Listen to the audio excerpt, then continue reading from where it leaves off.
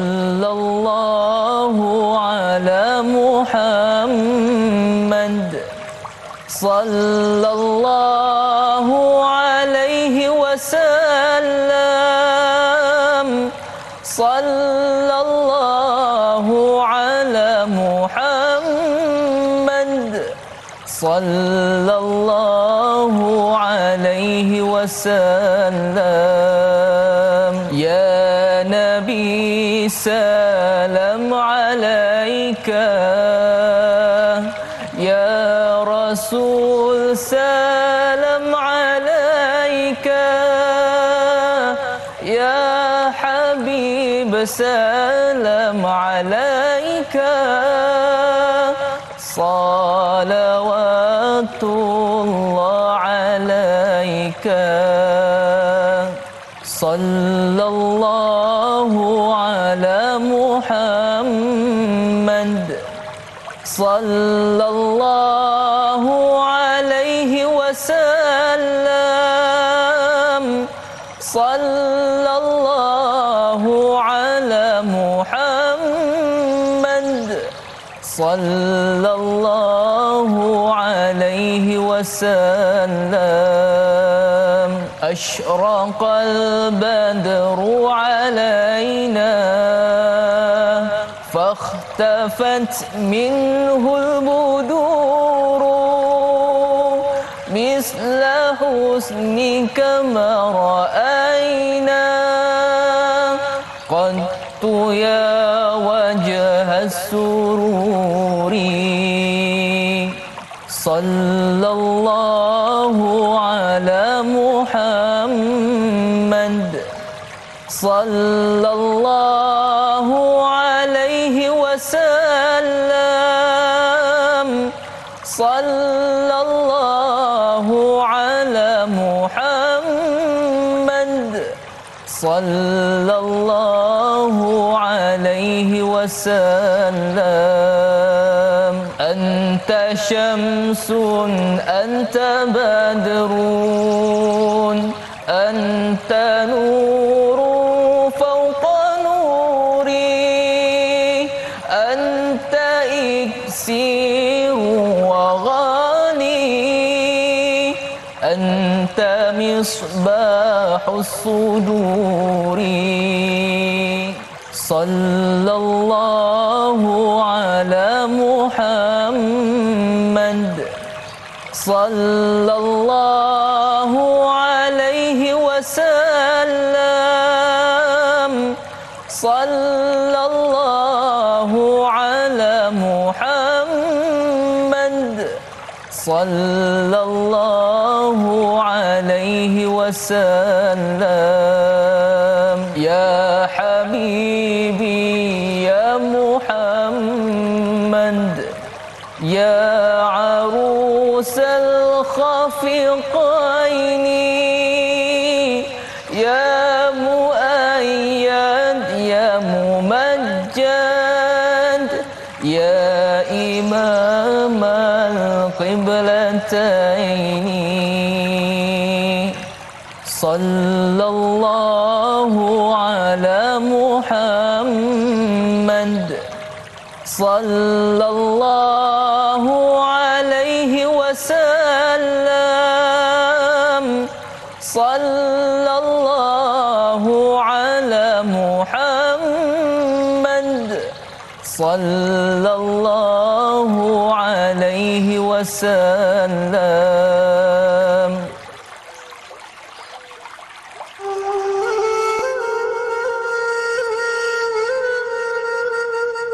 بسم الله الرحمن الرحيم. اللهم إنا نجعلك في نحور أعدائنا ونعوذ بك من شرورهم. اللهم بدد شملهم وفرق جمعهم وشتت كلمتهم وزلزل أقدامهم وسلط عليهم كلبا من كلابك يا قهار يا جبار يا منتقم يا الله يا الله يا الله اللهم يا موزل الكتاب ويا مجري السحاب ويا هازم الأحزاب اهزمهم اهزمهم اهزمهم وانصرنا عليهم وصلى الله وسلم على سيدنا محمد والحمد لله رب العالمين.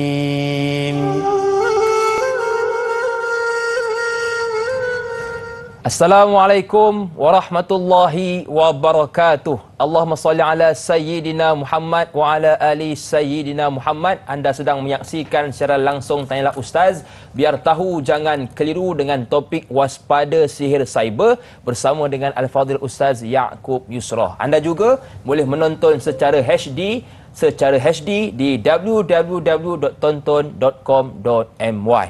Baiklah sidang pendengar, penonton yang dirahmati Allah sekalian, alhamdulillah, yang pertamanya marilah sama-sama kita menyusun kalimah syukur kepada Allah Subhanahu wa taala kerana pada pagi subuh yang indah dan barakah ini dapat kita bertemu seketika dalam satu program soal jawab terbaik bagi anda. Pastinya Tanyalah Ustaz, biar tahu jangan keliru. Pada pagi ini kita ingin membicarakan tentang satu topik yang telah disebutkan tadi, iaitu waspada sihir cyber.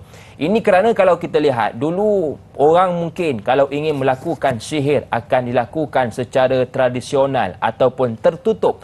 Tetapi hari ini kalau kita lihat fenomena yang berlaku, orang berani untuk melakukan sihir yang pertama secara moden dan yang kedua secara terbuka. Oleh itu, pada pagi ini kita akan membicarakan tentang satu persatu apakah bahaya, apakah kesan jikalau kita melakukan perbuatan tersebut bersama dengan Al-Fadhil Ustaz Ya'qub Yusrah. Assalamualaikum Ustaz. Assalamualaikum warahmatullahi taala wabarakatuh. Apa khabar Ustaz? Baik, alhamdulillah. Cantik jubah hari ini Ustaz. Alhamdulillah. Terima kasih kepada Ustaz yang sudi bersama dengan kita pada pagi ini, juga kepada anda, ibu, ayah dan juga abang, akak yang sudi bersama dengan kita pagi ini. Bagi anda yang menonton menerusi Facebook, jangan lupa buat 3S seperti biasa. Yang pertama, suka, tanda kita sokong kepada program agama. Yang kedua, jangan lupa untuk tinggalkan komen.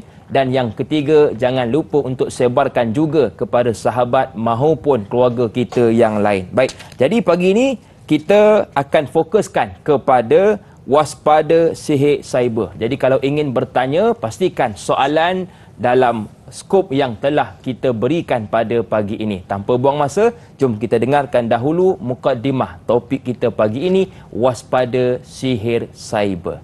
Silakan Ustaz. Bismillahirrahmanirrahim. Assalamualaikum warahmatullahi taala wabarakatuh. Alhamdulillah, alhamdulillah, nahmaduhu wa nasta'inuhu wa nastaghfiruh. Yang saya hormati sahabat rakan saya Hakim, dan tak dilupakan kepada semua rakan-rakan penonton Tanyalah Ustaz yang masih setia istiqamah.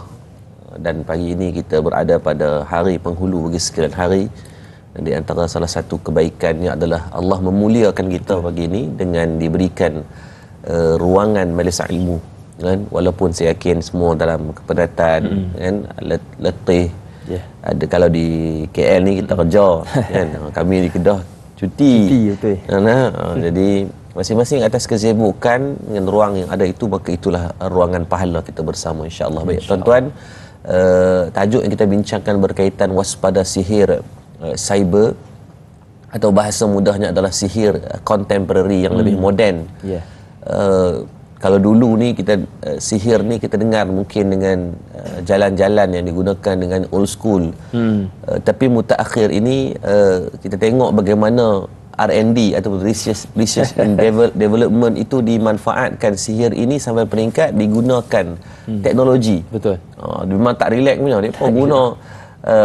Malah kalau tuan-tuan buat di carian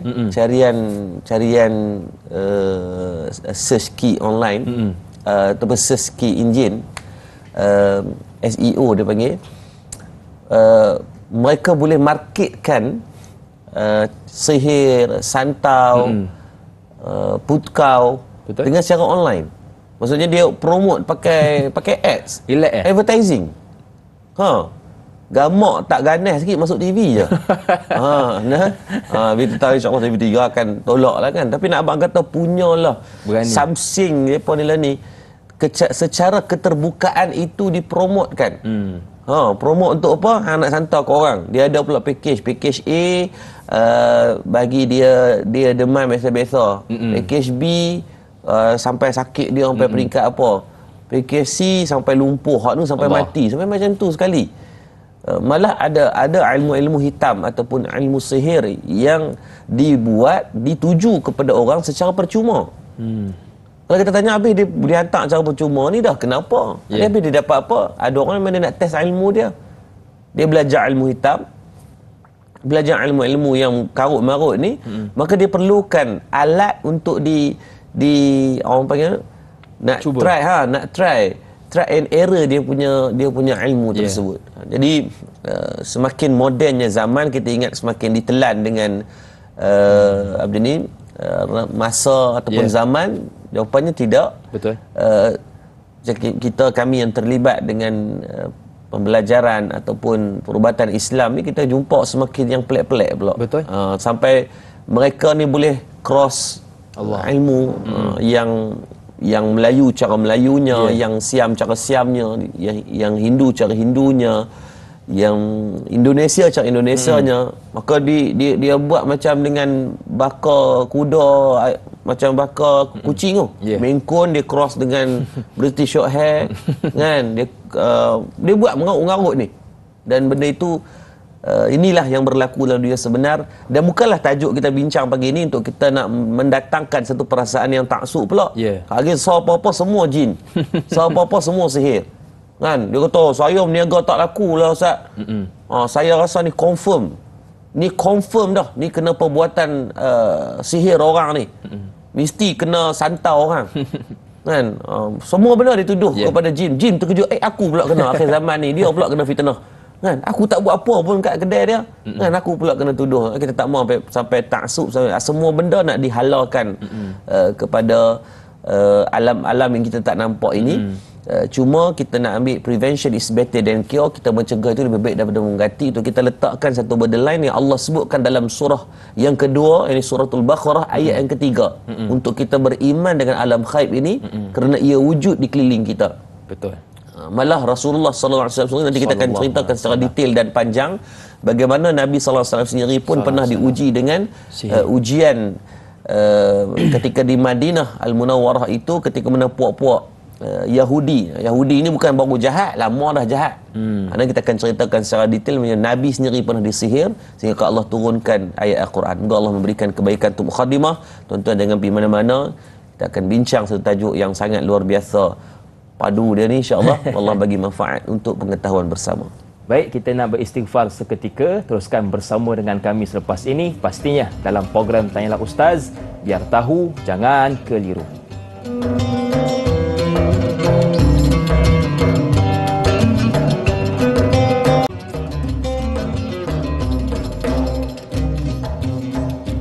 Kembali bersua dalam program Tanyalah Ustaz, biar tahu jangan keliru. Terima kasih atas kesediaan anda sehingga saat ini bersama dengan kami. Kita masih lagi membicarakan topik berkaitan waspada sihir cyber bersama dengan Al-Fadhil Ustaz Ya'qub Yusra. Baiklah, kita nak terus meraihkan soalan pertama pagi ini, datangnya dari sahabat kita bernama Sal Rasid Cikci. Assalamualaikum Ustaz dan Da'i. Waalaikumsalam. Adakah terdapat perbezaan di antara pukau, sihir dan ilmu hitam? Jika ada umat Islam yang melakukan semua perkara di atas yang mana jelas akidahnya terpesong dengan amalan khurafat, bagaimana status akidah ataupun amal ibadahnya? Kerana mereka ini juga bersolat, berpuasa dan memakai tudung dan kopiah seperti seorang Muslim. Namun kerana adanya sifat dengki iri hati terhadap orang lain dari segi harta, kedudukan, pangkat dan kerjaya, mereka sanggup menyihir secara senyap-senyap. Mohon Ustaz perjelaskan. Terima kasih. #biar tahu jangan keliru. Baik, terima kasih pada Puan Sal Rasid Cikci untuk soalan pembukaan yang sangat baik. Yang pertama, kita fahamkan dulu sebelum kita nak pergi jauh berkaitan takrif ataupun perbezaan. Mana untuk kita mengenal dulu dari segi mukhadimah ini, apakah perbezaan di antara pukau, sihir dan juga ilmu hitam. Baik, yang pertama, kita fahamkan dulu apa itu ilmu hitam. Merujuk kepada ilmu ghaib yang digunakan bagi menjatuh ataupun memberikan mudarat kepada orang lain bagi atas kepentingan diri sendiri. Dan ilmu hitam ini merangkumi dan diamalkan berkait rapat dengan kebiasaannya dia akan berjabat dengan jin, ataupun dia akan menggunakan khadam ataupun makhluk halus ataupun benda-benda yang kebergantungannya selain daripada Allah Azza wa Jal. Maksudnya ini adalah ilmu hitam lah. Yang kedua, apa pula yang dikatakan dengan sihir? Kata Ibnu Qudamah dalam kitab Al-Mughni jilid yang ke-9 muka surat yang ke-34. Ibnu Qudamah dalam jilid ke-9 muka surat 34 kitab Al-Mughni, yang dikatakan sihir ini ialah satu ikatan jampi ataupun penggunaan perkataan yang diucapkan atau ditulis atau dibuat sesuatu yang mendatangkan kesan dan akibat buruk terhadap tubuh orang yang disihir atau terhadap hati dan akalnya tanpa menyentuhnya pun secara langsung. Maka ilmu hitam ni adalah laluan ilmu. Sihir adalah perbuatan yang dibuat. Ilmu hitam ni adalah laluan ilmu yang mana apa-apa jenis ilmu ni banyak. Ada yang main dengan jurus. Kan? Dulu zaman saya ingat kita 90-an. Zaman-zaman kami ni dulu ramai kawan-kawan ni dia peming silat jurus. Asalnya silat ini kalau saya sebutkan nama ramai yang akan tahu lah. Tapi saya rasa lebih baik saya rasa pakat-pakat boleh tahu lah. Bila dia peming dengan jurus ni, permulaannya ilmu tu mungkin ilmu putih, ilmu tu baik. Tapi dia mengarut, dia kuih mengarut, dia datang dengan apa tu, dia datang pula dengan amalan-amalan yang mengarut juga, diikat dengan apa ni, sarat badan. Memang Ustaz, ada orang yang memang dia kuat betul. Allah. Kalau masuk lawan bertanding Ustaz, kalau dia tumbuk sekali tu, tumbukan dia tu mematahkan rusuk orang hanya dengan satu tumbukan. Sebab adanya bantuan daripada makhluk-makhluk lain. Dia guna tu bukan untuk sihir orang, santai orang, tapi menggunakan sarat badan itu untuk kepentingan diri, bagi mudarat pada orang juga. Sihir ni spesifik menggunakan satu benda tanpa disentuh secara langsung. Dia tak pergi tumbuk Ustaz, tapi jentik, tapi starlight dia pun tapi boleh mendatangkan mudarat kepada fizikal ataupun mental seseorang tadi. Itu namanya sihir menurut Ibnu Qudamah dalam kitab Mughni jilid yang ke-9 muka surat 34. Dan yang dikatakan pula dengan pukau ialah satu bentuk jampi serampah ataupun tangkal. Ini disebut dalam Kamus Dewan Bahasa jilid yang ke-4. Yang dikatakan makna pukau tu yang digunakan untuk memabukkan orang atau membuat orang tidur, ataupun lena, ataupun lelak, ataupun hilang akal. Orang hilang akal tiba-tiba dan tidak dapat berkata, berbuat apa-apa, jadi bengong orang. Ini menurut kamusnya. Jadi tiba-tiba jadi terdiam. Itu makna dari segi pukau. Dan sebenarnya pukau ni juga ada yang diguna, yang dibenarkan. Yang dibenarkan, kerajaan Malaysia membenarkan adalah melalui Persatuan Pengamal Hipnoterapi Malaysia. Jadi digelar sebagai HPM yang berlesen, dan sebahagiannya adalah pengamal-pengamal perubatan. Doktor-doktor lah yang terlibat. Ini dibenarkan sebab mereka ni gunakan untuk perubatan. Misalnya dia guna jam lah, dia mintok tengok melelong terus kan. Sebab digunakan untuk dia nak dengan dalam minda separa sedar itu digunakan untuk nak reverse biasanya orang yang ada GERD ataupun anxiety, atau mungkin orang yang terlalu overthinking, maka dia reversekan balik. Jadi adapun pukau yang dia kata duk guna, dia pun guna duk moho orang, bagi dia curi duit dan sebagainya, itu adalah jelas adalah perbuatan pukau yang melalui alatnya adalah kadang-kadang kebanyakannya menggunakan makhluk jin ataupun makhluk-makhluk halus, membuatkan orang hilang ingatan dan kadang-kadang boleh pergi bank dan sebagainya daripada pengaruh ataupun bisikan ketika mana makhluk alam ghaib ini ataupun jin, iblis, setan ini dia masuk ke dalam badan dan membuatkan seorang itu akan mengikut daripada apa benda yang dihajatkan. Dari segi kaedah, ulama bersepakat bahawa mempelajari sihir ataupun mengajarkan serta memperhatikannya adalah jelas haram menurut syarak. Ini disebut dalam kitab Mukhni jilid ke-8 muka surat 151. Dan kitab yang sama cuma jilid berbeza. Menurut Ibnu Khudamah tadi, jilid yang ke-8 muka surat 151 jelas sama ada hang belajar, hang pergi mengajak orang ataupun mempraktikkan. Ada orang yang memang Allah takdirkan dia tak pergi belajar, mai dalam bentuk mimpi lah, mai dalam bentuk ilham lah, dia pergi bertapa, tiba-tiba ada tok guru syekh mana yang kalau yang betul-betul lah banyak yang marapu ni.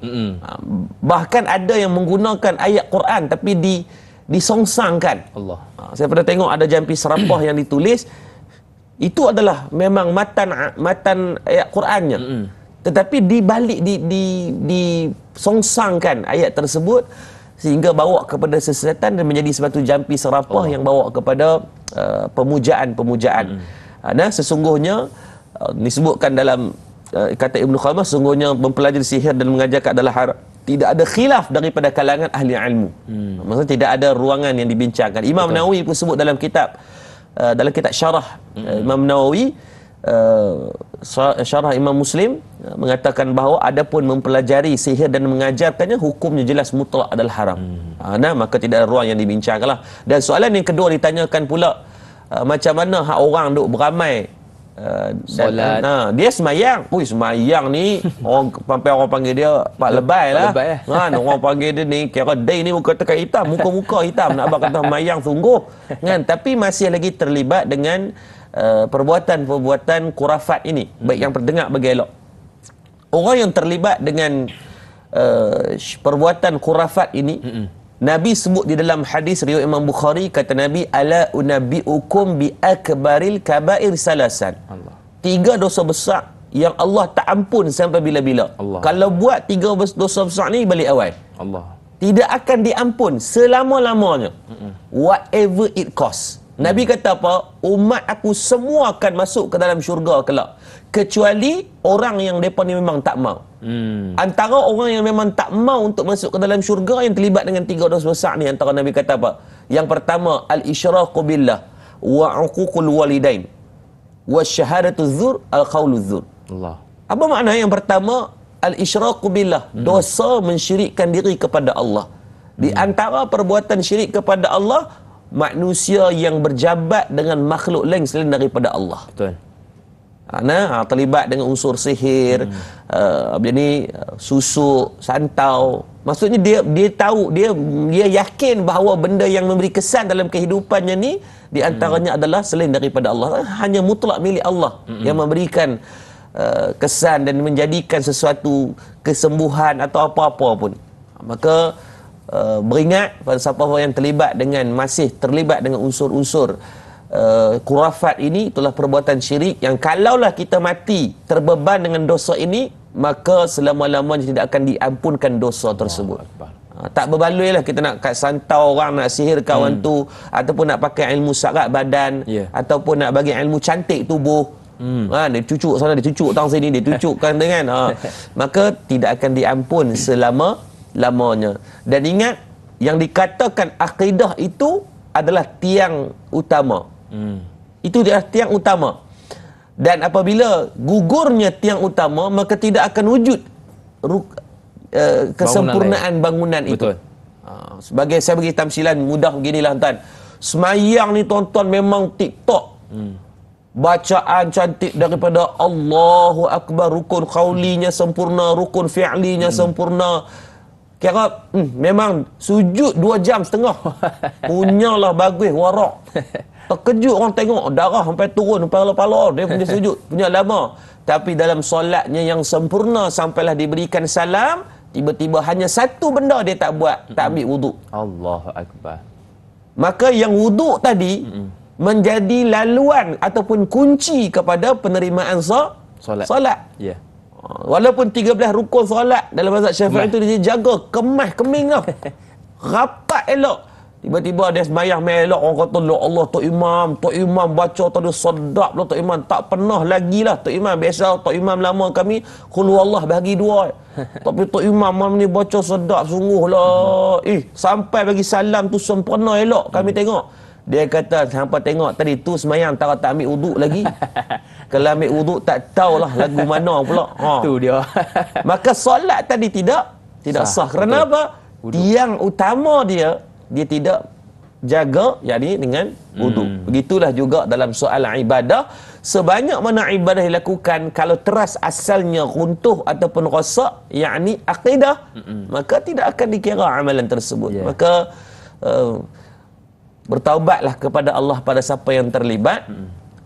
Kembalilah, Allah sentiasa memberikan ruang selagi mana kita hidup, maka manfaatkan sebaik mungkin. Terima kasih untuk soalan yang pertama. Okey, baik. Jadi jelas kepada kita hukumnya adalah haram, tiada makruh, tiada harus dan sebagainya. Baik, kita nak berpindah pula ke soalan yang kedua dari sahabat kita Sahziatul Siddiq. Ayuh kita lihat soalannya bersama. Assalamualaikum Ustaz dan Da'i. Waalaikumsalam. Bagaimana adab-adab dalam berkongsi sesuatu perkara tentang hal peribadi melibatkan bagi yang menjalankan perniagaan di media sosial? Ini kerana bagi yang menjalankan perniagaan media sosial sahaja tempat untuk promosi perniagaannya dan keuntungan perniagaannya, namun tatkala disalah erti seolah-olah menunjuk dan ada kala menimbulkan iri hati masyarakat menyebabkan disihir. Bagaimana adab panduan untuk mengelakkan terjadi sedemikian? Mohon pencerahan Ustaz. Terima kasih kepada yang bertanya. Silakan. Baik, Ustaz. terima kasih kepada Kak Syazatul Siddiq. Untuk soalan berkaitan, saya ringkaskan untuk soalan tadi adalah macam mana ada kebanyakan orang hari ini mereka akan berkongsi kisah. Betul. Kisah rumah tangga hak dalam kain pun nak cerita juga. Allah kan Allah. Benda-benda yang kepada kita akan rasa malu Ustaz nak bercakap tentang benda-benda yang macam tu. Tapi ada orang hari ni yang tidak kisah pun sambil buat live. Allah. Laki bini ni duduk sebelah hang aku Allah. ni kan, kadang sanggup dengan sedikit bayaran daripada orang yang buat produk-produk. Biasanya bagi contoh lah, kadang-kadang jenis produk kuat contohnya, ataupun produk apa-apa. Tak malu, kita tengok iklan tu rasa malu. Kita skip. Allah. Dia relax tunjuk muka. Assalamualaikum guys, kita orang ni baru kahwin, tak sampai setahun dapat anak. Nak konon habaq kata konon terror lah depa. Kan, padahal bab anak ni mutlak rezeki milik Allah. Betul. Kalaulah kata dengan ukuran hebatnya kamu ni sebab dapat anak, tuan-tuan tu, list anak luar nikah yang dilahirkan di dalam Malaysia ni dibentangkan di parlimen beberapa 2 tahun yang lepas, tuan-tuan, mencecah hampir kelahiran anak tidak sah taraf, dan sebahagian besar anak luar nikah ini mencecah 500,000 orang. Allahu Akbar.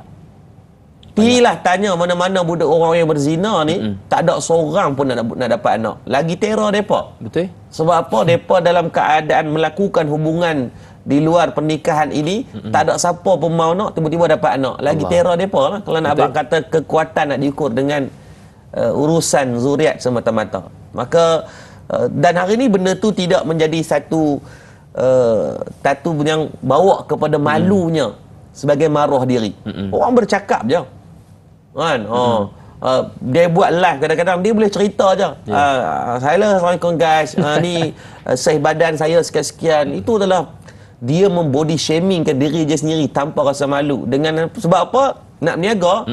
Dia kata, Ustaz, saya berniaga wujud dalam, jadi saya jadi model dia. La ilaha illallah. Bagi je lah patung pakai yang hegeh-hegeh nak pergi zahirkan keaiban kamu di hadapan orang ramai dah. Kenapa? Maka Islam melarang sekali membuka aib ini. Betul. Apatah lagi aib pasangan suami isteri. Dia buat, kata dalam saya tengok ada iklan-iklan dikeluarkan di FB dan sebagainya. Nah, relax dia kata muka tak ada. Kalau kita kalau saya tutup dengan kotak pun bagi 10,000 taubat aku tak bercakap bab tu. Assalamualaikum, dia kata saya 3 tahun saya bersama dengan isteri. Saya asyik tewas awal lah apa semua. Apa benda ni aku ambil starlight ni ikut lagi. Tapi inilah yang berlaku zaman moden. Maka dalam aib dan maruah tolonglah. Ia lebih besar daripada nilaian duit yang nak kita pajak untuk kita malukan diri kita ataupun keluarga. Itu yang pertama. Yang kedua, berkaitan macam mana nak elak. Kan tadi ditanyakan macam mana nak elak daripada disihir. Kadang-kadang kami kongsi ini kata bukan kami nak orang bagi ni pun, bukan nak main rasa pelik-pelik pun. Maka sebab tu Islam ajarkan wasatiyah, ayat ni dengan kaedah untuk bersederhana dalam apa keadaan sekalipun. Memang sebab tuan-tuan ingat satu benda, apabila tuan-tuan menayangkan kemewahan, dia macam ni je nak tahu dia. Bila kita ustaz seronok dah tengok orang yang terlalu show off ni. So ambil gambar kereta, pegang gambar barang kemas, pulut dakak, pulut sekali sampai lengan. Ustaz seronok tengok. Tak kan? Orang ambil duit, gambar duit berkepuk-kepuk lah kononnya. Hari ni penat lah, letih. Sebab apa letih? Letih kira duit banyak sangat. Menyampah. Kalau kita menyampah, macam tu lah orang akan menyampah tengok kalau kita buat benda yang sama. Betul. Maka sebab tu dalam Islam ajak bersederhana, tasawuf share lah. Kebanyakan orang kaya dia tak tunjuk pun kekayaan. Setuju. Yang tunjuk kekayaan ni biasanya BBNU, budak-budak baru nak up. Betul. Budak-budak baru nak merasa kaya. Yang hutangnya berlambak lebih daripada aset. Inilah yang nak show off lebih. Sanggup sewa jet peribadi. Kan, yang tak bergerak pun jet tu memang dia sewa untuk dapat ambil gambar. Kan, dia menerak aptik-aptik ni lepas tu buat silang kaki sikit. Duit getah ikat dengan getah. Jadi benda-benda yang merapu-merapu macam itulah yang sanggup dipaparkan, diwawarkan, maka ini yang dilarang dalam agama. Hiduplah dalam keadaan bersederhana, kongsi benda yang mendatangkan kebaikan tanpa mendatangkan kemenyampahan itu. Mudah-mudahan Allah memberikan kebaikan. Baik, kita nak bertasbih seketika. Teruskan bersama dengan kami selepas ini dalam Tanyalah Ustaz. Biar tahu, jangan keliru.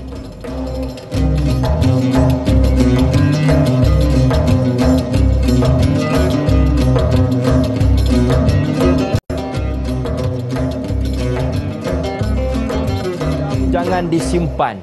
Orang miskin sama dipimpin. Al-Quran Sunnah jadi panduan. Jangan berpaling pada yang lain. Hari ini kalau kita lihat kenapa orang ramai terlibat dengan sihir, kerana yang pertama berada dalam kesempitan, kesusahan dan kelemahan. Maka jadikanlah Al-Quran sebagai kekuatan dan panduan dalam kehidupan. Kita masih lagi membicarakan tentang topik waspada sihir cyber bersama dengan guru kita yang mulia Al-Fadhil Ustaz Yaakob Yusrah. Kita nak berpindah ke soalan yang seterusnya pagi ini. Datang dari Kak Ju Zabidi. Assalamualaikum Ustaz dan Da'i. Waalaikumsalam. Bolehkah kita pergi berjumpa tukang sihir dengan tujuan mendapatkan khidmat mengubati sihir yang kita hadapi? Yang kedua, Ustaz, bolehkah kita pulangkan balik sihir yang kita kena kepada tuannya? Mohon pencerahan Ustaz. Terima kasih. Terima kasih juga kepada Kak Ju atas soalan. Baik, terima kasih kepada Kak Ju Zabidi untuk dua soalan. Yang pertama berkaitan, bolehkah kita pergi berjumpa ahli sihir ataupun tukang sihir untuk tujuan mendapatkan khidmat nak ubati sihir yang kita kena? Ni soalan rare ni. Baik, dan sebenarnya soalan ni bukanlah soalan yang pelik. Betul. Kerana memang menjadi berlaku pun dalam dunia alam khaib ini. Memang ramai je orang yang kena sihir ni pergi cari tukang sihir juga, pergi tok bomo, marang kerapu, skuper alpah semua ni kan. Jadi dia dah kena diujikan dengan masalah sihir, maka dia cuba untuk menghalalkan matlamat hidup dia ni dengan buat benda yang sama juga. Dan benda ini dah dijawab dalam fatwa yang dikeluarkan pada bulan 11 hari bulan 10 tahun 2018 dalam Irsyad Fatawa 249 menjelaskan bahawa Jabatan Mufti Wilayah Persekutuan pada 2018 lagi bulan 11 ni dan mengatakan bahawa mutlak hukumnya adalah haram. Maksudnya kalau tu orang dia ni kena sihir, pergi cari tukang sihir untuk ubati sihir itu, maka jelas perbuatannya haram. Sebab matlamat tidak menghalalkan cara. Betul. Dan yang kedua, Dr. Wahbah Az-Zuhaili menyebut dalam kitab Fatwa Mu'assirah ataupun kalau kita bahasa Melayu dipanggil fatwa contemporary. Fatwa mutaakhir lah yang terkemudian ini berkata diharamkan untuk pergi berjumpa dengan tukang sihir sama ada untuk melakukan sihir atau pengubatan sihir. Maka tak boleh. Dan baginda Nabi sallallahu alaihi wasallam sebut dalam hadis riwayat Imam Muslim, disyarahkan dalam kitab As-Sahih Imam Nawawi, sesiapa yang mendatangi Kedudukan hadis pada 5957. Ambillah, tulis sebagai panduan. Kukuk nanti ada kitab Sahih Muslim, tuan-tuan boleh buka kedudukan hadis 5957. Sesiapa yang mendatangi tukang sihir ataupun dukun ataupun tukang ramal dan bertanya kepadanya tentang sesuatu. Penyakit saya kena apa semua duk meramai benda-benda merapu ni, buka pula macam 7-4 belalang tu. Dah nampak tu bayang-bayang. Kalau tak nampak 2 kali Jumaat contoh kan. Maka tidak diterima solatnya selama 40 hari ataupun 40 malam. Ni jumpa belum beramai lagi. Betul. Pi jumpa je tu. Allah. Belum lagi pi hantar ke orang ke balas lah apa segala benda tu. Dah 40 hari Allah tidak menerima amalan solatnya. Na'udzubillah. Dan menjawab kepada soalan korang dijelas kata haram oleh Fatwa 249 pada 11 hari bulan 10 2018 dan dah jelas mengeluarkan hukum tersebut sebagai panduan kita lah. Yang kedua, boleh tak kita balas memulangkan sihir yang kita kena kepada tuannya? Baik, dengar bagi elok. Yang pertama, asas dia kita tidak boleh mengamalkan sihir sama ada untuk diri sendiri ataupun kepada orang lain. Itu jelas Al-Quran dan hadis sebut. Tetapi berbeza apabila orang buat ke kita nak hanya memulangkan mudarat yang sama dihantar tu melalui jalan mana? Bukan kita pula pi duk pi pula duk beramai nyak minsun mata kaji semari sendak. Bukan kita membalas dengan cara jampi serapah atau sebagainya, dengan cara solat hajat dan berdoa kepada Allah. Ya Allah, pulang kalau ya Allah, kembali kalau apa mudarat yang orang nak bagi pada aku ni, biarlah dia ambil balik. Dengan cara solat, dengan cara berdoa. Betul. Kita minta kepada Allah agar Allah memberikan, ambillah balik benda ni. Kita tak mau duk buat serabut kepala otak kita dan sebagainya untuk nak berhadapan dengan benda tu. Sebab kita kena faham bagi elok bahawasanya apabila perbuatan sihir ini kalau kita pergi jumpa dia, biasa macam ni, dia punya kronologi, kita pergi jumpa dengan tukang sihir, dia khabar, okey aku buat hang ni, hang hantar dalam masa 3 hari dia akan kena. Maka permulaan tadi kalau kita jumpa cerita hadis riwayat Muslim 5957, dia kata apa? 40 hari. 40 hari tak diterima amalan. Allah. Rosak lagi akidah, belum rosak. Belum rosak tapi amalan dah tak terima. Allah. Itu yang pertama. Ni proses, tengok bagaimana tipu daya iblis. Yang pertama dia buat macam tu dulu. Baik, selepas 3 hari, dan 3 hari dah jumpa Tok Bomo tadi. Tok Bomo abang apa? Lepas 3 hari kita akan nampak kesan dia. Kan, ataupun minyak penunduk, minyak pengasih. Lepas hang calik, hang tengok perubahan, dia kerindu kat hang, tiba-tiba dia akan pagi-pagi tiba-tiba hai kan, tak pernah ni kat tempat kerja tiba-tiba dia kenyih sampai ke telinga kan, dia main dengan keadaan dia kata dia rindu dan sebagainya. Keberkesanan itu diberikan tempoh agar nak menanam kepercayaan kita kepada sihir yang digunakan. Lepas 3 hari nampak berkesan, kawan tu tiba-tiba sakit, demam, terpeleot, masuk hospital, tak boleh bangun, tak lalu makan, cakap tak boleh, herot mulut dia, malah macam-macam bentuk. Maka mulalah daripada tadi dia tak percaya, hanya jumpa tak terima ibadah. Maka bila dia ini yang tengok, nampak kesan yang berlaku, maka dia mulalah percaya dan dia bergantung dengan makhluk yang lain selain daripada Allah. Maka disinilah disebutkan dalam hadis yang lain pula kata Nabi SAW, riwayat Imam Ahmad, kedudukan hadis pada 9171,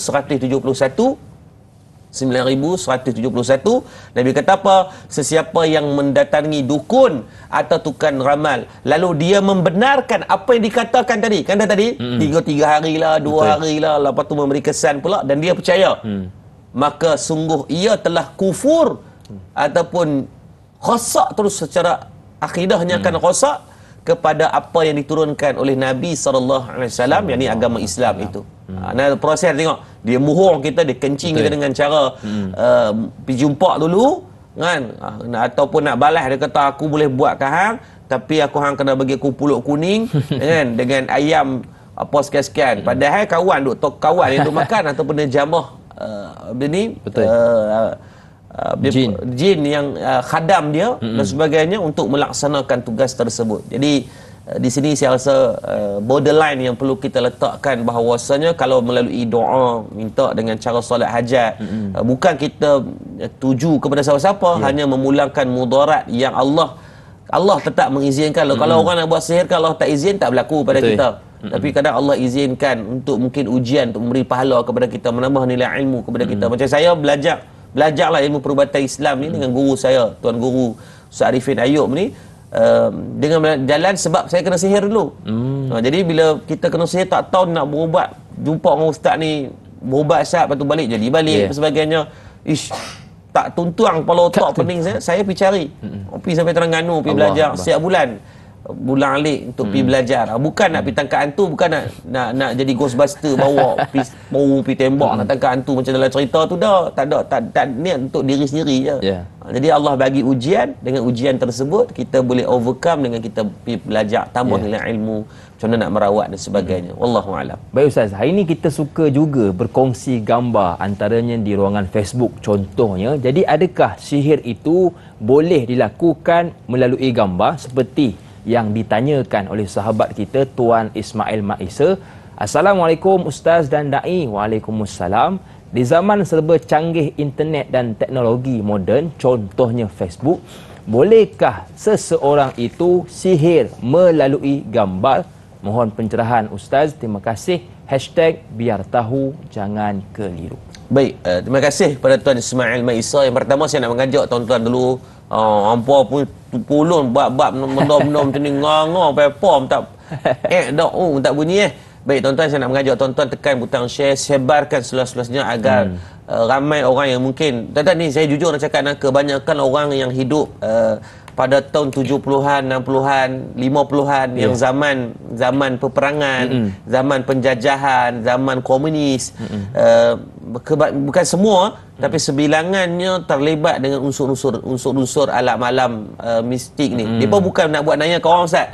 Orang dulu-dulu ni depa baik. Depa guna tu untuk nak lawan penjajah. Kan tu yang ada peristiwa yang benda-benda khaib berlaku ni, kadang-kadang bukan semua lah, ada segelintir yang menggunakan unsur-unsur mistik ni, sarat badan. Banyak saya jumpa ilmu sarat badan lah yang umur 70-80 tahun lah ni. Sebab mereka dulu berperang, jadi guna ilmu sarat badan tu untuk nak melawan jahat. Menggunakan kejahatan untuk lawan jahat. Dan kadang-kadang mereka ni bukan saja pakai, mereka tak faham dari segi syariat. Betul. Ketika mungkin syariat tak sampai kepada mereka, kata benda ni tak boleh guna. Ada yang menggunakan khadam, hantu raya dan sebagainya digunakan untuk pugak kampung. Dulu tak ada beho Ustaz. Dulu tak ada excavator. Jadi dia guna khadam ni untuk buka kampung. Itu satu di tempat di Sik. Lama lah saya ikut guru saya pi berubat. Dia terlibat umur 80 lebih. Alhamdulillah sebelum meninggal tu dia putuskan perjanjian tersebut, kita putuskan, wajib diputuskan. Dan alhamdulillah beberapa hari lepas tu Allah takdirkan dia meninggal. Ada sangkut kat situ. Dan ada orang yang dia buat untuk buat bendang. Ni cucu dia kata, Ustaz, Tok Wan saya dulu Ustaz, 40 relung dia seorang ni. Allah Akbar. Tuan-tuan, kita ni serelung, kalau kita saya orang Kedah kan, kalau bendang ni serelung pun patah pinggang tu. Betul. Dia kata Tok Wan dia 40 relung seorang. Tu dia lah. Ni Tok Wan ni bukan minyak ketum cokoroi kot pasal ni. Kan, punya kuat dia tu. Kan, secara hakikatnya mustahil lah. Betul. Dia kata Ustaz mustahil Ustaz. Kami yang bawa ke botol pun tak larat, dia buat pakai tangan. Kata Ustaz, tengah malam pun ada orang nampak dia duduk dekat bendang lagi. Bukan dia. Itu adalah khadam dia. Jadi orang dulu-dulu ni dia bukan nak buat jahat ke orang, nak nampak orang ke, nak sihir orang apa semua tak. Dia gunakan untuk kepentingan dia dan kepentingan orang ramai, tapi ilmu tu ilmu salah. Ataupun orang dulu-dulu perempuan menggunakan ilmu susuk. Susuk ni dia tak bagi mudarat pada orang, bagi dia nampak cantik. Ada satu kes itu, umur dia tua dah, kita tengok dia pun cantik. Allah Akbar. Umur dia 60 lebih dah. Ustaz jangan tengok dia, kenal Ustaz lagi. Jam. Teringat kat dia. Tapi waktu dia main tu, dia memang minta untuk dia nak buang dia punya ni lah. Jadi saya nak mengajak tuan-tuan, saya nak minta satu benda, tolong sebarkan. Baik, kita kembali kepada soalan tadi. Ismail Mat Isa, agar kita lebih ramai dapat manfaat bila tuan-tuan tolong share. Baik, setakat pembelajaran ini mungkin atas batasan limitasi ilmu. Yang setakat duk jumpa kes-kes ni, memang banyak yang menggunakan gambar. Setakat ni lah, setakat ilmu ni, setakat saya duk belajar, saya mungkin baru, masih ramai lagi yang sedang menonton ni mungkin pengamal perubatan yang lebih senior. Tapi setakat yang duk jumpa memang banyak menggunakan gambar. Dan Kalau perasan orang tua-tua dulu Ustaz, mereka tak bagi ambil gambar penuh. Dulu kalau ambil gambar mesti bagi hilang kaki ke, Betul. bagi hilang tangan sebelah ke. Tak mau bagi nampak sempurna, sebab biasanya gambar yang sempurna sifat ini lebih mudah untuk dilakukan pada sihir. Kalau jumpa dengan Tok Bomo, jumpa dengan ahli tukang sihir ini, maka dia akan minta gambar. Mesti yang pertama gambar tu clear dia nak. Nak gambar muka, tak mau gambar selfie nampak muka itik, buat mulut muncul, menyerap betul-betul dia tak mau. Dia nak kalau boleh gambar tu duduk dalam keadaan yang sempurna agar menampak sifat sempurna seorang fizikal manusia itu. Nah, tapi boleh tak? Ada tak kes, banyak juga kes yang tak ada gambar sempurna pun, hanya gambar muka sahaja ataupun gambar ambil pasport IC itu pun boleh digunakan untuk unsur-unsur sihir. Nah, banyaklah digunakan dengan voodoo, diletak bunga gambar itu diletakkan pada patung dan sebagainya, dijampi macam Nabi SAW disihir oleh Labid Al-A'sam, seorang daripada orang Yahudi Bani Zurai. Nabi disihir melalui dengan menggunakan patung dan dicucuk pada patung tersebut. Mana bahagian dicucuk maka akan sakitnya ditakdirkan pada tubuh badan. Nabi dicucuk di bahagian kepala, maka Nabi mengalami sakit kepala yang sangat panjang. Baik, apa lagi alat-alat sihir? Bukan hanya gambar nah tuan-tuan. Banyak tuan ni tulis. Tulis ni, penting ni. Apa lagi alat yang boleh digunakan untuk sihir? Yang drastik disebut dalam hadis, Nabi kena melalui jalan rambut. Nabi SAW kena melalui jalan rambut. Diambil rambut Nabi SAW, maka diberikan kepada Labid Al-A'sam ini, maka beliau menggunakan jampi dan serapah sihir-sihir tertentu, iblis, menggunakan iblis, setan, jin dan sebagainya, maka Nabi terkena sihir dengan izin Allah. Sehingga Allah turunkan ayat Quran dua. Yang pertama surah Al-Falaq, yang kedua surah An-Nas, sebagai pengubat kepada sihir yang Nabi tanggung dalam tempoh, dalam riwayat kata selama 40 hari, riwayat kata 4 bulan. Wallahu a'lam pada angka yang tepat, tapi yang pasti digunakan pada rambut. Dan ada masih lagi ada 5-6 alat yang digunakan. Tuan-tuan nak tahu, kena tunggu sampai lepas daripada rehat ni. Tuan-tuan nak menapas sekejap insya-Allah. Baik, kita nak bertakbir seketika. Teruskan bersama dengan kami selepas ini dalam Tanyalah Ustaz, biar tahu jangan keliru.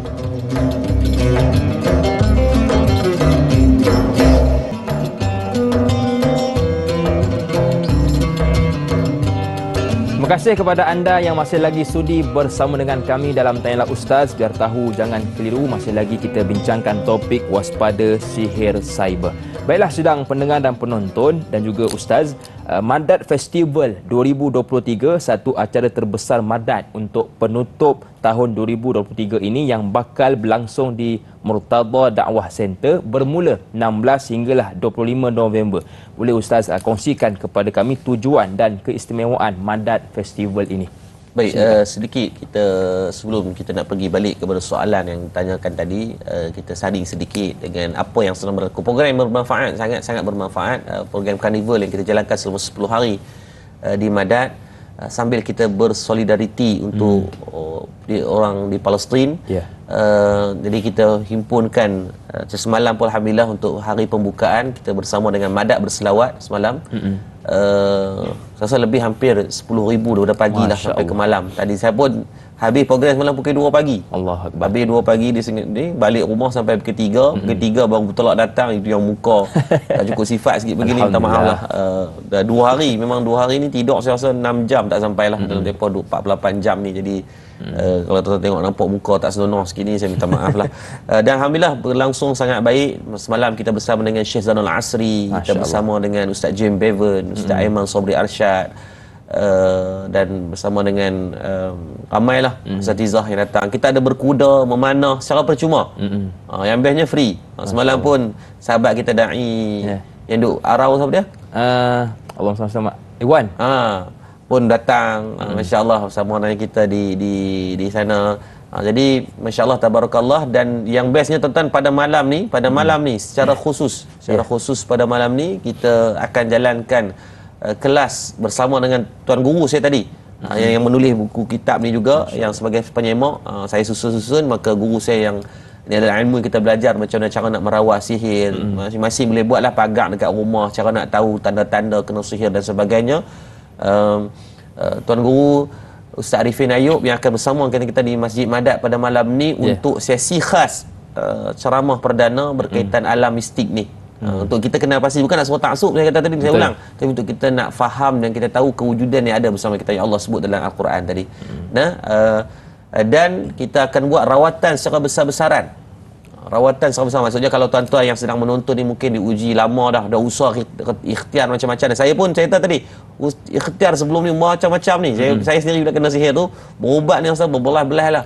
Tapi kadang Allah tak izin, tak kena dengan tangan-tangan yang berubat ni. Mereka berubat betul juga, pakai ruqyah syar'iyah juga, baca Quran juga, cuma mungkin tak kena, Allah masih belum izinkan semua. Cuma saya Allah takdirkan sembuh ni dengan cara bila jumpa dengan guru saya tadi, dia bagi amalan untuk kita buat. Amalan-amalan ni simple-simple je, amalan ayatul kursi, baca berapa banyak kali apa semua, Allah izinkan untuk kesembuhan. Jadi pada hari Ahad nanti, daripada pagi sampai ke petang, kita akan buat rawatan secara besar-besaran. Yang bestnya kita belajar dengan guru saya Ustaz Arifin Ayub ni, saya sangat kasih dengan beliau. Dia ajak kami jangan ambil apa-apa bayaran. Itu yang biasa. Tak ada, kita tak kena. Ada kita pernah banyak kes yang kita jumpa yang cas harga melampau-lampau. Sehingga kan ada cas menggunakan rate berapa banyak ayat Quran yang dibaca. Kalau satu ayat bayar 100. Tu dia. Kena bayangkan dia ruqyah baca surah Baqarah. Tak kedemam kawan tu. Kan? Balik demam. Balik demam. Jadi banyak kes yang sampai menendam belanja yang datang itu pun dia kata, Ustaz saya dah habis puluh ribu. Terkejut kita dengar. Kan? Yang biarlah jangan minta maaf lah, jangan diniagakan. Orang dah, kawan tu dah kena uji, hang pergi balai pula, ambil kesempatan pula kan. Maka tarik yang diajarkan dalam Darul Arif kami ni, tidak mengambil, tidak cas apa-apa bayaran. Cuma terpulang kalau tuan-tuan nak bagi dan sebagainya. Kalau guru saya biasa dia tak ambil, tapi kalau bagi untuk madrasah beliau dan sebagainya, dia akan gunakan untuk umum, baik silakan. Tapi untuk harga tidak ditetapkan lah. Baik Ustaz, kalau kita melihat kepada kepelbagaian inisiatif yang terus-menerus dilakukan oleh Mandat, apakah harapan Ustaz kepada mereka yang menonton hari ini? Masya Allah, tabarakallah, kita teruskan setiap program yang berjalan. Macam Carnival ni pun selama 10 hari kita jalan. Macam-macam lah. Keesokan harinya, esok hari Sabtu kita ada konsert UNIC Adik Amir The Great, yang nyanyi tak sedap, tak sedap lah, relax, sedap tak relax tu, guling-guling, Masya Allah, kita bawa ke Mandat Simfoni. Masya Allah. Dan banyaklah program-program, tuan-tuan datanglah. Dan harapan saya untuk kita letakkan kebersamaan. Saya tak mampu buat seorang-seorang. Dengan kos pembinaan yang semakin tinggi sekarang, Masya Allah. Dan asrama yang paling utama kita nak tengah siapkan sekarang, untuk asrama para pelajar yang menelan belanja sekitar 4 juta ringgit, bangunan 4 tingkat yang boleh memuatkan sekitar kelas, dewan, asrama dalam satu building mereka. Jadi mereka tak perlu nak tumpang-tumpang bangunan, nak pergi berjalan merata. Sebab centralization kita buat. Yang bestnya, insya-Allah, alhamdulillah, untuk makluman tuan-tuan, walaupun baru tahun pertama kita bawa budak untuk pengenalan memanah, dan untuk tahun ni kita dah ada 4 wakil kebangsaan yang pergi. Maksudnya we are serious on what we are doing. Kita dah ada statistik data, 91% pelajar yang masuk di tempat kita dalam tempoh 2 tahun mereka akan berjaya habiskan hafalan Quran. Alhamdulillah. Jadi budak-budak kita memang sangat kita jaga. Sebab tu kita quality over quantity. Permohonan termasuk tahun ni ada 6,000 permohonan yang mohon. Yang kita ambil 15 orang sahaja. Tu dia. Jadi tuan saudara sembang lah, nak pakai kabel ke, kroni ke, taubat tak dapat masuk punya lah. Dia memang melalui saringan yang saya pun berkecuali. Even anak saya pun tak duduk di tafis saya. Nak abang kata memang kita straightforward lah. Siapa yang layak, dia layak masuk. Ada panel penilai yang tertentu yang kita buat pada bulan 12 biasanya, pengambilan pelajar. Jadi tuan-tuan, yang kita serius sangat nak siapkan asrama tu sebab apa? InsyaAllah pada tahun hadapan untuk pengambilan akademik pada bulan 3 mengikut kalender yang telah diputuskan oleh kementerian. Kalau siap bangunan tu, kalau ikut timeline ni boleh siap. Kita puluh ramai-ramai, kita boleh ambil sekitar 100 ke 200 orang pelajar baru. Alhamdulillah. Pengajian percuma, jangan risau, tak ada cair bayaran apa-apa. Jadi kat sinilah struggle dia, kita nak siapkan bangunan tu je. Jadi untuk minggu ni, minggu lepas alhamdulillah kita war-warkan 70,000 tu selesai dalam tempoh seminggu. Jadi yang minggu ni ada sekitar, saya rasa ada lebih kurang dalam 70-80,000 juga. Yang klaim yang masuk setiap minggu. Program berjalan, projek berjalan. Maksudnya kita dah siap konkret tingkat yang kedua lah. Nanti saya akan update di FB ataupun di website kita. Dan macam mana Ustaz untuk para penonton nak menyumbang? Okey, tuan-tuan ke madatcenter.com, boleh tengok ke madatcenter.com ataupun QR code yang ada bawah tu. Tuan-tuan maklum ambil gambar maklum. Nanti keluar. Jangan ambil gambar sendiri, tekan butang selfie, keluar muka maklum lah. Tapi tekan di situ, ambil dan terus boleh direct kepada akaun. Kau Maybank Murtada Dakwah Center ataupun terus ke hotline. Kalau tu Ustaz kami tak pandai lah nak buat semua, ambil nombor telefon tu dan kontak untuk kita berhubung. Dan siapa yang menyumbang tuan-tuan ni, saya kata tadi ada buku yang kita tulis siap khas. Ini adalah jilid yang kedua. Jilid pertama tuan-tuan boleh dapatkan juga di website. Untuk kempen wakaf buat mak ayah ni, kita akan bagi buku ni lah sebagai hadiah. Dan kalau tuan-tuan datang ke Madad, insya-Allah tuan-tuan ada dapat secara fizikal. Tapi kalau yang maklum-maklum cara online ni, ambil lah secara e-book, download, bacalah. Kalau nak cetak pun cetak, kita benarkan. Memang buku-buku Madad ni dia pelik sikit. Kita tulis hak cipta bersama. Apa makna hak cipta bersama? Kita benarkan untuk tuan-tuan cetak, untuk gunakan sebagai amalan, untuk bagi kepada orang, silakan. Dalam buku ni dia ceritalah semua tanda-tanda sihir, macam nak kena pasti jin, macam mana doa-doa, apa dalil berkaitan sihir ni wujud dalam Islam, macam mana nak tahu sihir perniagaan, macam mana nak tahu tentang ain, macam mana nak tahu, banyaklah benda kalau mak nenek benda ni kita himpunkan dalam 2 e-book berkaitan sihir. Jadi tuan-tuan, saya doakan pada mana yang menyumbang, tak ramai, 60,000 bersamaan dengan 6,000 orang sahaja, 600 orang saja, insya-Allah, yang menyumbang. Insya-Allah moga Allah beri kebaikan. Baik, jom sama-sama kita bantu kepada Ustaz, dan kita rehat seketika, teruskan bersama dengan kami selepas ini. Tanyalah Ustaz, biar tahu jangan keliru.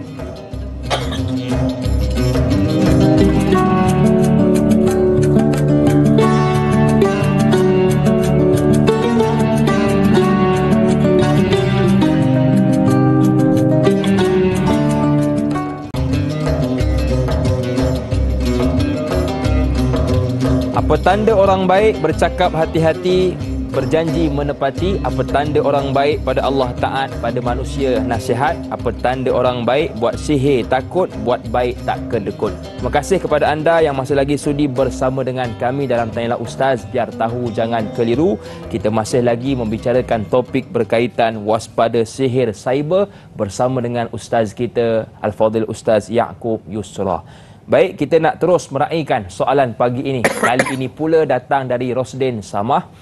Assalamualaikum Ustaz dan Da'i serta kru-kru Tanyalah Ustaz. Waalaikumsalam.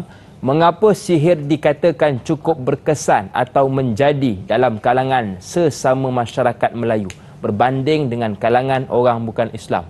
Adakah boleh dianggap suatu tindakan yang betul bila mana sihir yang dihantar oleh seseorang dikembalikan semula kepada tuannya? Mohon pencerahan Ustaz, biar tahu jangan keliru.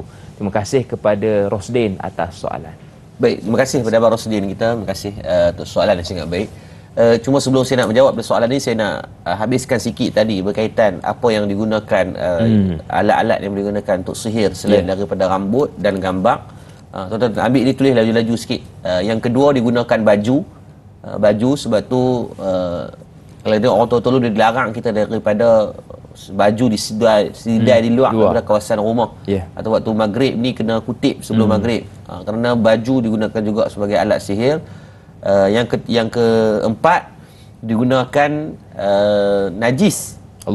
Najis kita. Lepas tu berak flash lah. Jangan malas sangat. Lawak-lawak ke, tapi itu masih memang digunakan sebagai alat sihir. Yang keenam, kelima ke enam tadi, digunakan juga darah kita. Sebab tu orang perempuan khususnya jangan duk lempak mata jadi pad yang digunakan. Termasuk sebut ni, saya kena sebut benda-benda begini walaupun agak sensitif. Kerana ada orang perempuan ni kadang yang suka tinggal merata, masuk bilik ayak dan sebagainya ditinggalkan. Even kalau di masjid kita pun selalu dia bertinggal. Walaupun kita sediakan dah satu tempat khas untuk diletakkan, jadi berat sangat tangan kena angkat. Jadi sedangkan benda tu boleh digunakan untuk alat-alat sihir. Jadi benda ni perlu diambil kira.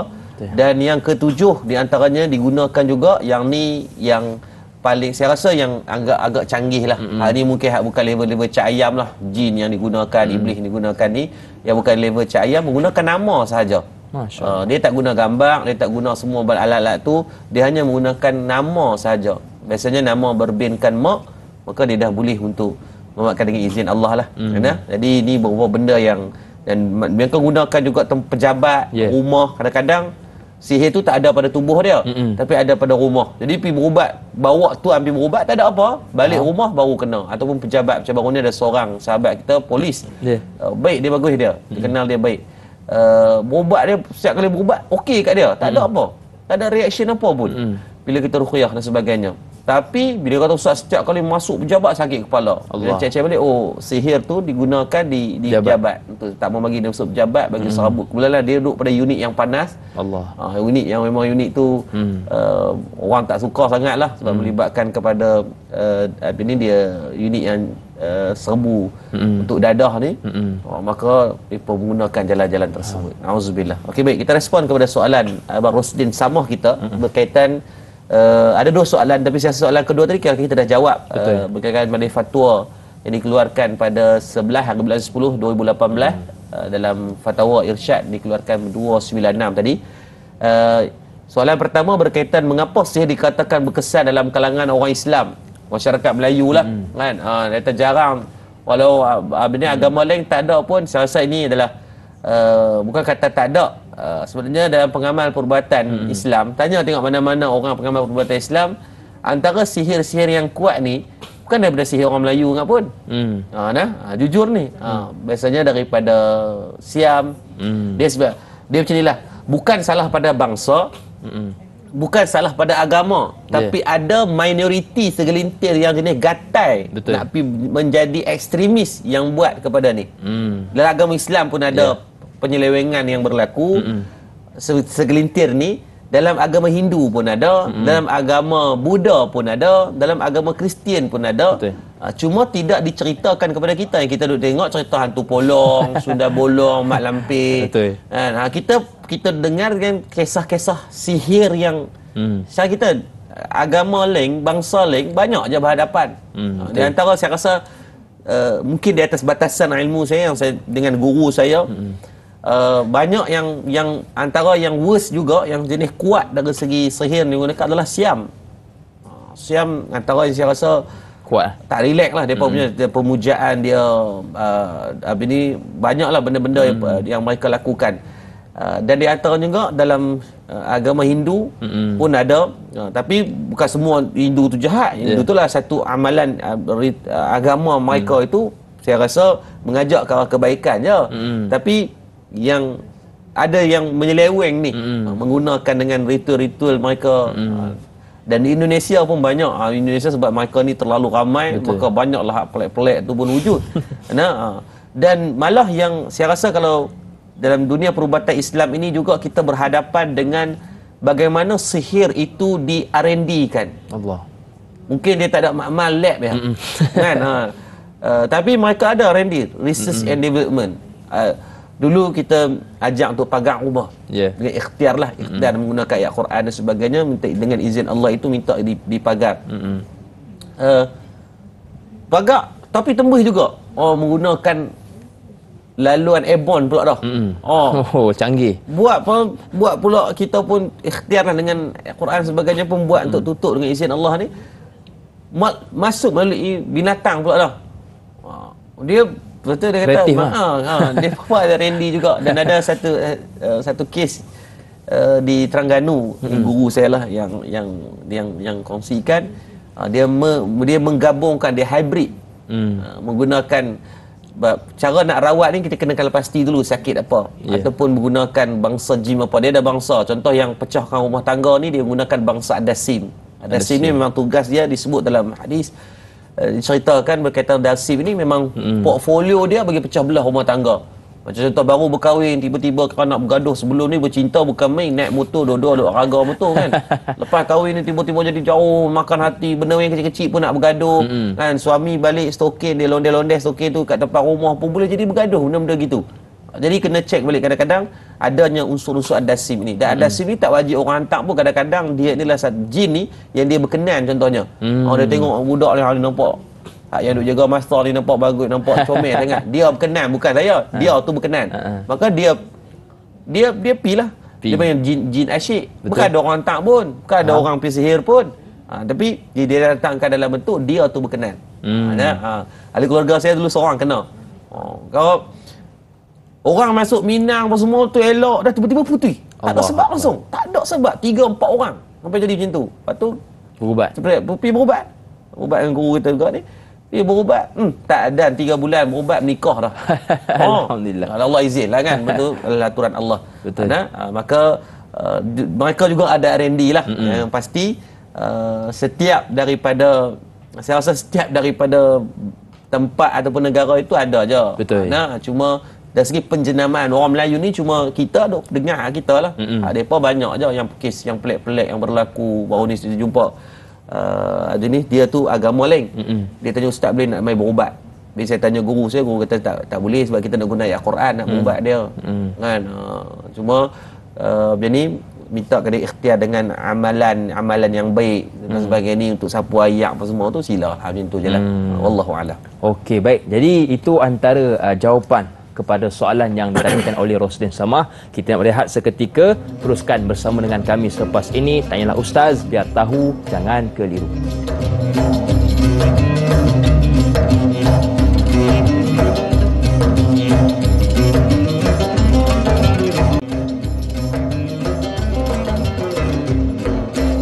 Pejam celik, Alhamdulillah kita sudah pun berada di penghujung rancangan Tanyalah Ustaz, biar tahu jangan keliru. Mudah-mudahan apa yang telah dikongsikan oleh Al-Fadhil Ustaz dapat sama-sama kita amalkan dalam kehidupan.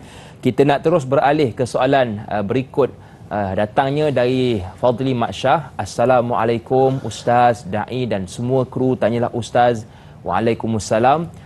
Adakah boleh terjadinya juga penyakit ain jika seseorang hanya melihat gambar wajah tersebut melalui medsos? Dan apakah nasihat Ustaz kepada yang sering selalu post gambar-gambar di medsos? Mohon pencerahan.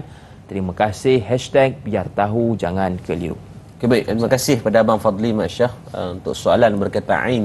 Dan yang pertama, ain disebut dalam hadis riwayat Imam Muslim 5831, kedudukan dia 5831. Kata Nabi SAW, al-ainul haqq. Yang dikatakan ain itu memang wujud dan memang benar. Nabi sebutlah hadis.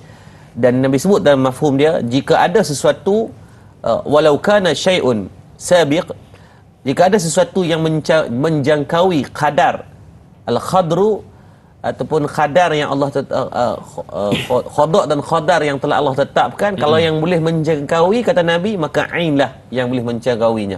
Mana jika diminta kepada kamu untuk mandi, ni adalah solusi dia, maka mandilah kamu kerana ia mungkin sebahagian daripada penyembuhan. Ini Nabi sebut dalam hadis. Baik, Imam Ibn Hajar Al-Asqalani menyebut dalam kitab Fathul Bari jilid yang ke-10 muka surat 203 sampai 205. Yang ini membincangkan khas berkaitan ain.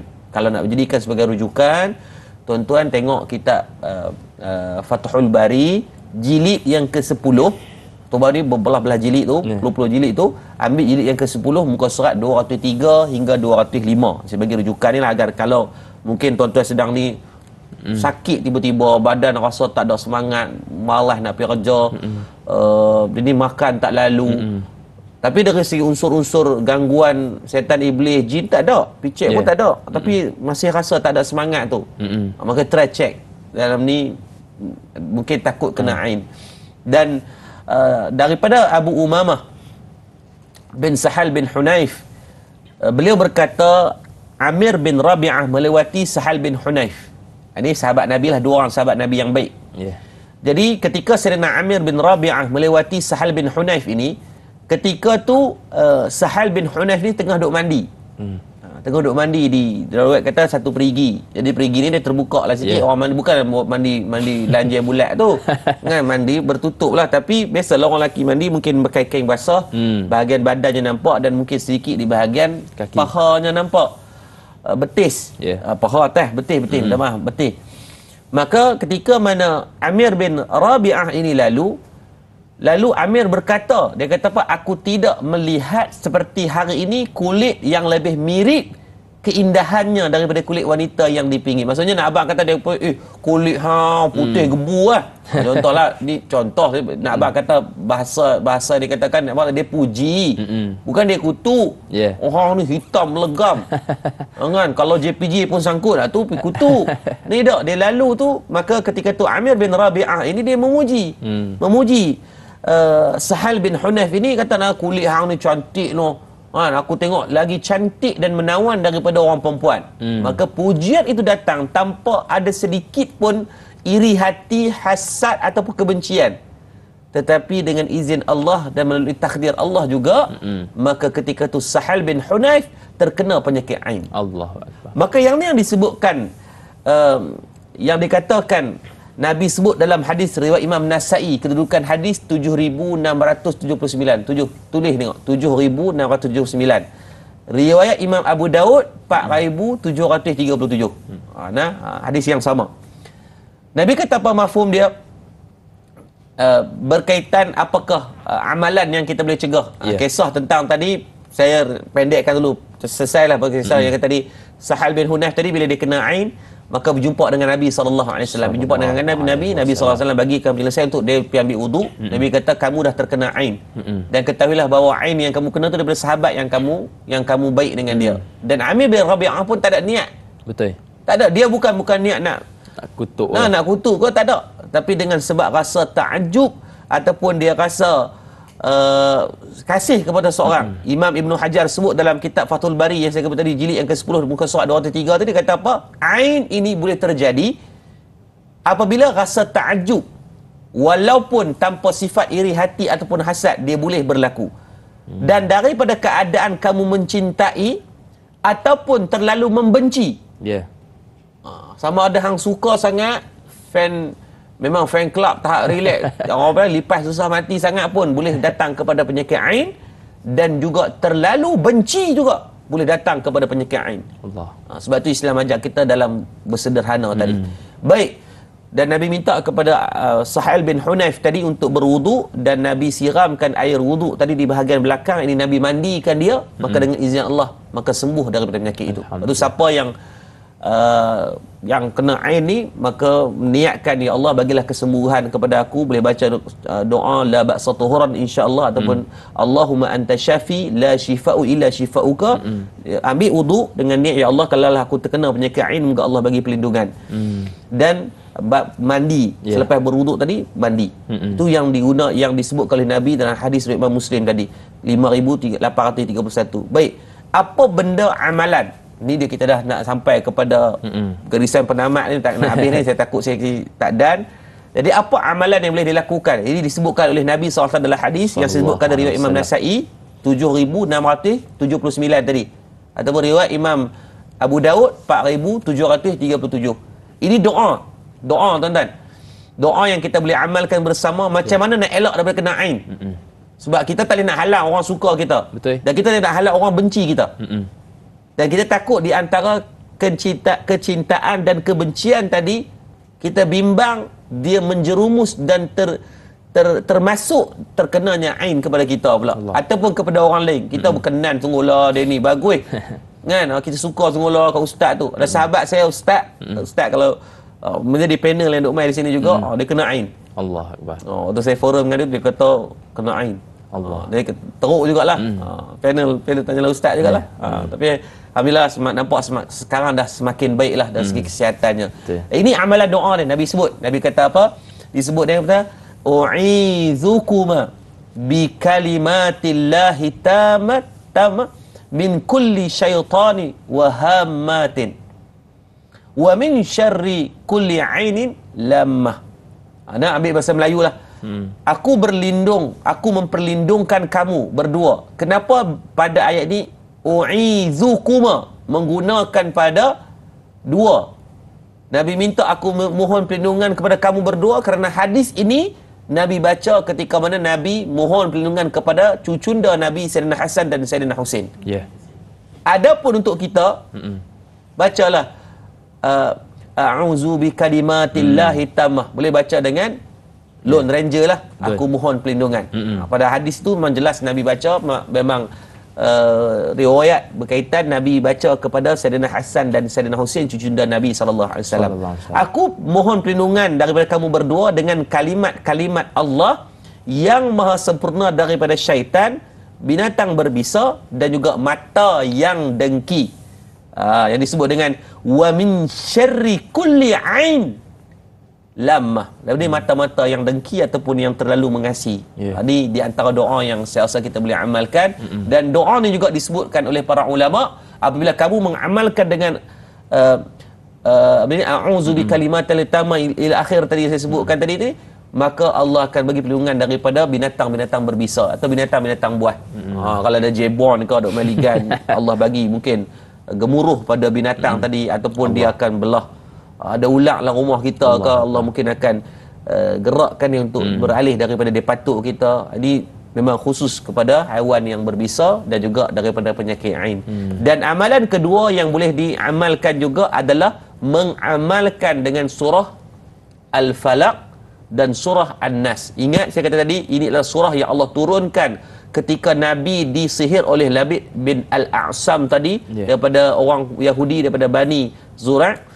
Maka dengan asbab daripada amalan Nabi mengamalkan daripada surah selepas Allah turunkan dua surah Al-Falaq, surah 114 dan 113 ini, maka Allah berikan kesembuhan kepada baginda Nabi sallallahu alaihi wasallam. Maka kita pun mengambillah istifadah pengajaran ketika itu, maka amalkan dalam kehidupan. Kalau guru saya dia minta apa, Ustaz Arif Ayub dia ajar saya ketika mana solat asar, sebab solat asar ni peralihan di antara hari. Kalau dalam kalender Islam ni kita bukan pukul 12 malam. Betul. Tapi kita pada waktu asar dan maghrib.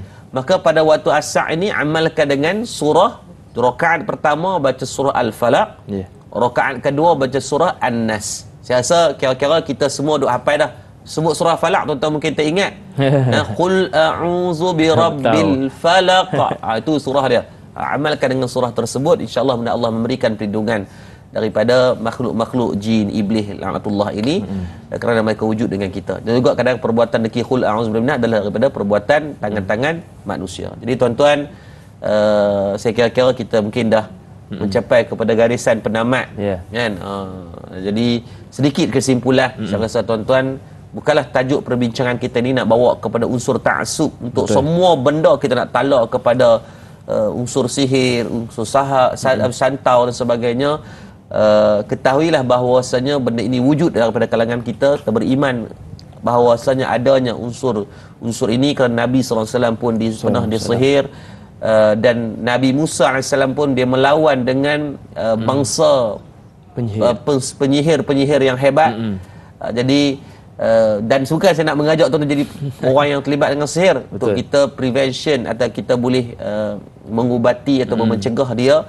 Dan tak perlu kita nak habiskan duit kalau untuk nak buat pagar rumah sendiri menggunakan ayatul kursi. Jadi dalam buku yang saya sebutkan di awal tadi, tuan-tuan dapatkan, saya tak jual pun, tuan-tuan ambil lah secara percuma, baca sebagai amalan diri sendiri. Dalam tu pun kita himpunkan doa-doa daripada ayat Quran, daripada hadis yang disebutkan juga tadi.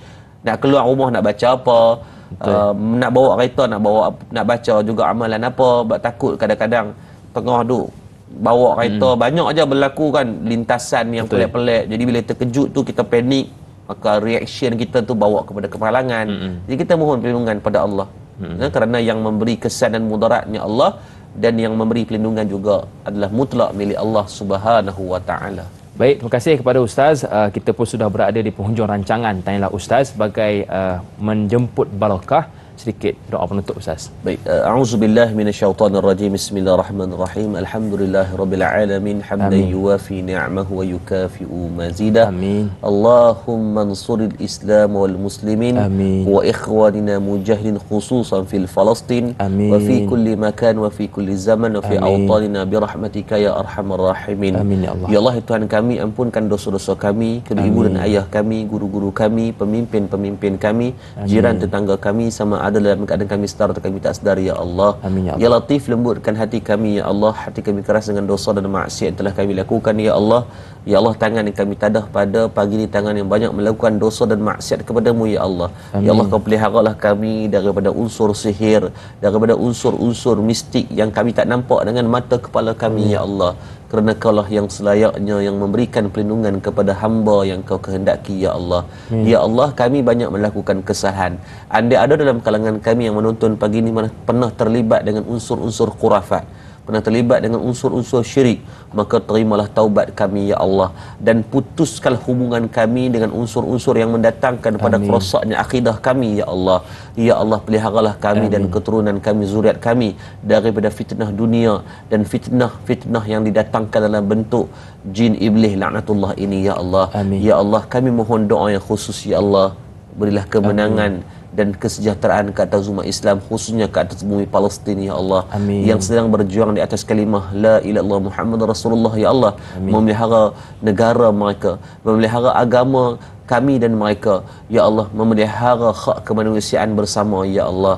Ya Allah, kami letakkan Kau di belakang tengkok-tengkok musuh kami ya Allah, yang banyak merancang untuk memusnahkan agama Islam yang mulia ini ya Allah.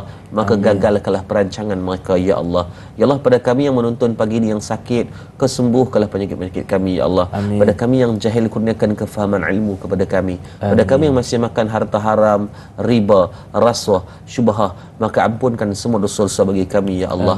Rabbana atina fid dunya hasanah wa fil akhirati hasanatan wa qina adzaban nar. Wa sallallahu ala sayyidina Muhammad wa ala alihi wa sahbihi wa baraka wa sallam. Subhana rabbika rabbil izzati amma yasifun, wassalamun ala mursalin, walhamdulillahi rabbil alamin. Taqabbalallahu minkum minna wa minkum taqabbal ya karim. Amin ya rabbal alamin. Terima kasih kepada Ustaz Yaakob Yusra yang sudi bersama dengan kita pada pagi ini, dan kepada juga seluruh penonton, terima kasih atas perhatian, terima kasih atas tontonan. Akhir kata, senyum nampak gigi, ada rezeki, kita berjumpa lagi. Assalamualaikum warahmatullahi wabarakatuh.